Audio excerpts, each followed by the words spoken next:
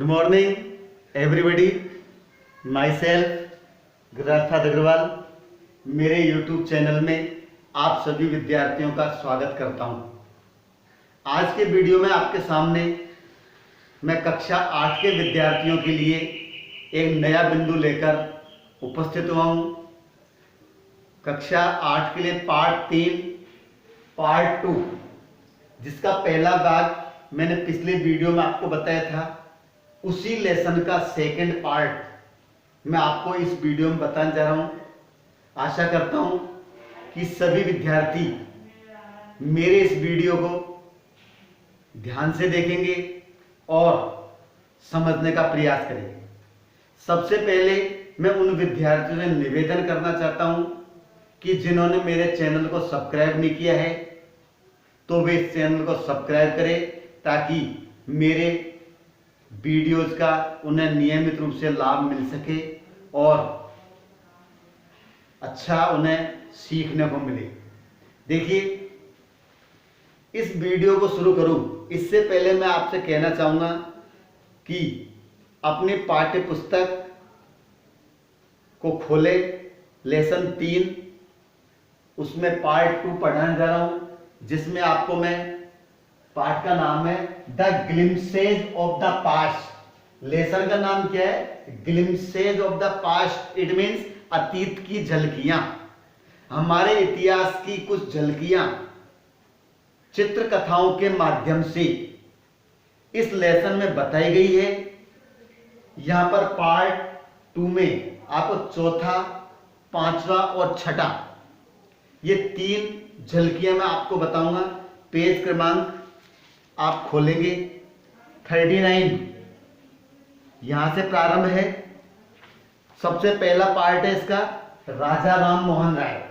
देखिए, सबसे पहले आपको पूरे तीनों पार्ट का जो है इसका वर्ड्स मीनिंग्स बता रहा हूं।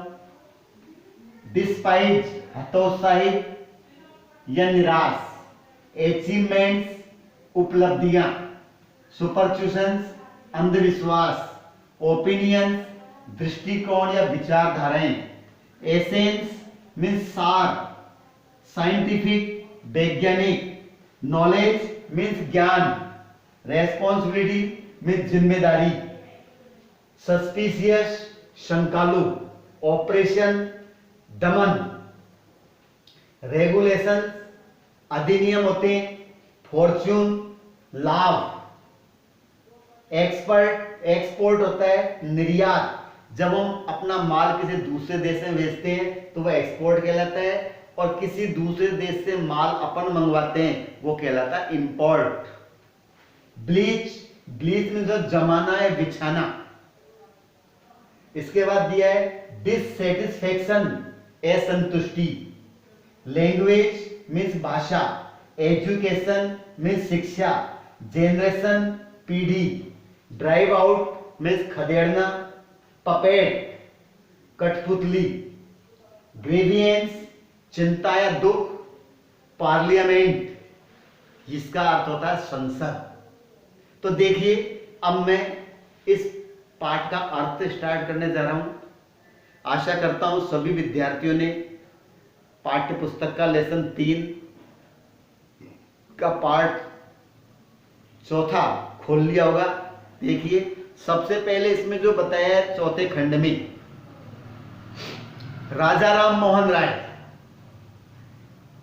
कौन थे?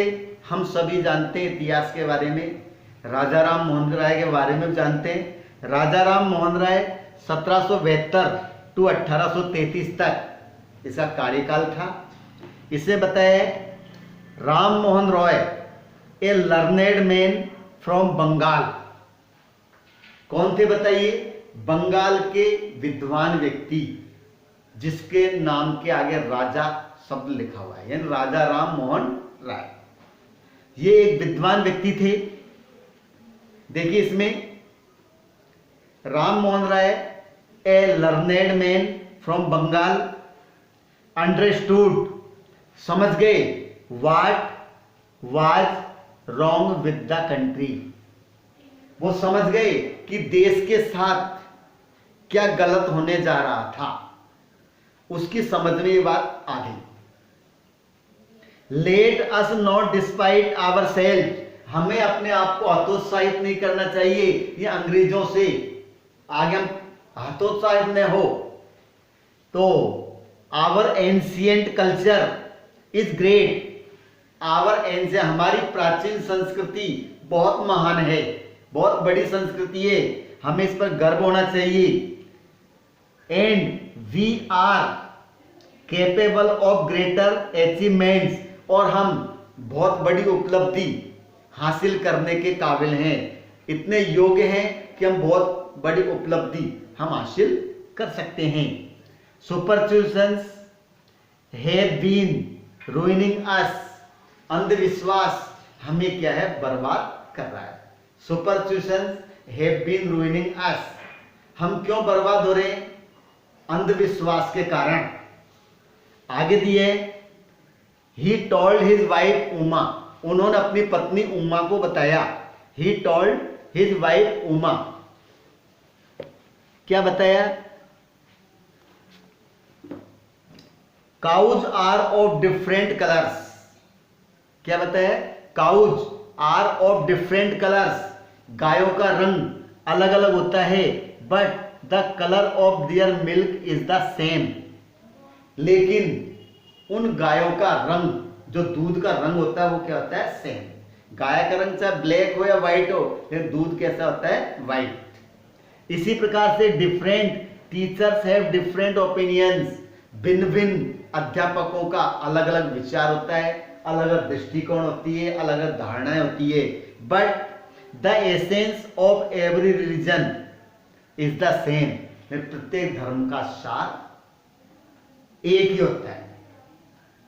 धर्म गुरु होते हिंदू मुस्लिम सिख, सबके दृष्टिकोण विचारधारा अलग हो सकती है, लेकिन धर्म का सार सेम होता है। He was attracted by science and modern knowledge, विज्ञान और आधुनिक जो ज्ञान है इसके के प्रति वो आकर्षित हो गया। Knowledge should be practical and scientific, उन्होंने कहा कि जो नॉलेज होती है वो बिल्कुल प्रैक्टिकल और साइंटिफिक व्यवहारिक होनी चाहिए और वैज्ञानिक तथ्यों पर आधारित। आगे दिए, ही स्टार्टेड न्यूज़पेपर्स, उसने बंगाल में न्यूज़पेपर भी प्रारंभ किया और शायद उन्होंने स्वराज पत्रिका को शुरू किया था। But the suspicious British stop them, जो अंग्रेज थे उन्होंने उनको न्यूज़पेपर्स को रोक दिया, रोक लगा दी। He crossed the seas and went to England, समुद्र को पार किया और इंग्लैंड गए, यह देखने के लिए that what made the British powerful, कि ऐसी क्या चीज थी जिसने अंग्रेजों को इतना पावरफुल बना दिया, शक्तिशाली बना दिया।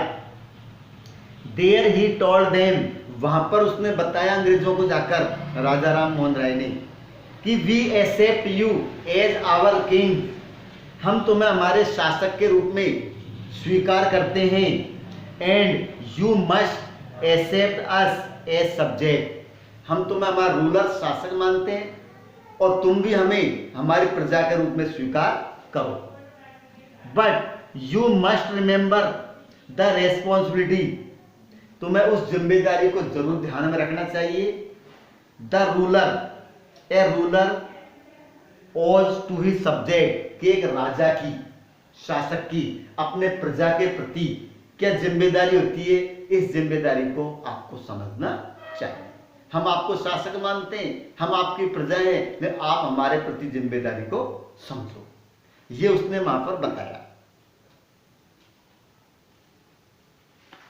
नेक्स्ट अगला बिंदु दिया, पांचवा है, पांचवी झलकी बताइए। ऑपरेशन, ऑपरेशन होता है मतलब एक अभियान होता है, अंग्रेजों ने किस प्रकार से भारतीयों पर दमन किया, अत्याचार किए, उसके बारे में यहाँ पर बताया है। 1765 से 1835 के बीच की घटना है, पेज क्रमांक 40। But the British continued to oppress Indians, लेकिन अंग्रेजों ने भारतीयों को दबाना जारी रखा। In 1818 they had passed regulation third, उन्होंने तीसरा अधिनियम पारित किया, रेगुलेशन थर्ड, तीसरा अधिनियम पारित किया। अंडर इट, इस अधिनियम के अंतर्गत an Indian could be gelled without trial in the court, यानी कोर्ट में बिना किसी मुकदमे के किसी भी भारतीय को जेल में भेजा जा सकता था। ये अधिनियम थर्ड के तहत था। All the time British officers in India Drew big salaries, Bharat के अंदर ब्रिटिश ऑफिसर से अच्छी सैलरी लेते थे। And also made fortunes in private business, और निजी व्यवसाय में भी अच्छा लाभ कमाते थे। कंपनी से अच्छा वेतन लेते थे और एक्स्ट्रा कमाई वो करते थे। बाई 1829 तक Britain was exporting British goods, तो Britain was exporting British goods, अंग्रेज जो अंग्रेजी माल था उसको निर्यात कर रहे थे। Worth 7 crore rupees to India, लगभग 7 करोड़ रुपए की कीमत का माल भारत को निर्यात वो कर रहे थे। ये अंग्रेज इंग्लैंड से माल भारत में आया, कितना, 7 करोड़ की कीमत का। The governor general Bentinck reported back home, वापस अपनी सूचना भिजवाई। The British prospered on the company's loot, company की लूट पर अंग्रेज समृद्ध हो गए। While Indian industries began to die, जबकि अंग्रेजी जो हिंदी भारतीय उद्योग थे वो नष्ट होने लगे, मरने लगे। The bones of cotton weavers are bleaching the plains of India, तो बोन्स ऑफ इंडियन वीवर्स, जो भारतीय जुलाए थे, जो रुई का काम करते हैं, उनकी हड्डियां उन्हें भारत के खेतों में क्या है बिछानी चाहिए, ताकि उनकी परिश्रम भारत के खेतों में बिखर जाए। नेक्स्ट, छठी झलकी आपसे बताइए, डिससैटिस्फैक्शन, असंतुष्टि। भारतीय लोग किस प्रकार से अंग्रेजों से असंतुष्ट थे। ये इंडियंस थे, वो अंग्रेजों से क्या थे, असंतुष्ट, उनके व्यवहार से, उनके दमनकारी नीति से, उनके शोषण से बिल्कुल क्या है, असंतुष्ट थे। तो यहां पर बताया, देखिए, education in India was in Persian and Sanskrit, Bharat में जो शिक्षा थी वो पारसी भाषा में थी या फिर वो संस्कृत में। In 1835 a English man named Macaulay suggested a change, 1835 में एक इंग्लैंड अंग्रेज आया जिसका नाम था लॉर्ड मैकाले, उन्होंने सजेशन दिया, और वो सजेशन किस बात का दिया था, इस शिक्षा पद्धति में कुछ सुधार करने का, थोड़ा परिवर्तन करने का उसने सुझाव दिया। क्या कहा उसने, we should teach the natives through the Indian language. उस लॉर्ड मैकाले ने क्या कहा कि हमें यहाँ के देशवासियों को अंग्रेजी भाषा में सिखाना चाहिए। आई एग्री, मैं सहमत हूं। फिर उसका ब्रिटिश एजुकेशन प्रोड्यूस क्लर्क्स, अंग्रेजी शिक्षा ने ऐसे क्लर्क्स तैयार किए whom the British gave petty jobs under them, जिन्होंने अंग्रेजों ने बहुत हल्का धंधा उन्हें काम देते थे। Incidentally it also produced a new generation of intellectual, इसलिए उसने विद्वानों की नई पीढ़ी को जन्म दिया। We must educate our brothers, हमें हमारे भाइयों को अवश्य शिक्षित करना चाहिए। And try to improve their material conditions, और उनकी जो भौतिक दशा है उसे सुधारने का प्रयास करना चाहिए। For that we must convey our grievances to the British parliament. इसके लिए हमें ब्रिटिश पार्लियामेंट के सामने हमारी चिंता को प्रकट करना चाहिए। They cared little about the needs of Indians. वे भारतीयों की आवश्यकताओं की बहुत कम चिंता करते हैं। Our kings have become puppets and we have lost our old job. हमारे राजा उनके हाथों कठपुतली बन चुके हैं और हम हमारे पुराने जॉब्स को खो चुके हैं। एंड लैंड्स, और हमने हमारी जमीन भी खो दी है। They are converting our brothers. हमारे भाइयों का धर्म परिवर्तन कर रहे हैं। You only talk, do something to drive them out. तुम केवल बात करते हो, उन्हें भगाने के लिए कुछ करो। इस प्रकार से आपस में बातें कर रहे थे। यहाँ पर मेरा ये पार्ट खत्म होता है। अब मैं आपको अगले पार्ट में अगले वीडियो के साथ फिर आऊंगा। तब तक के लिए धन्यवाद।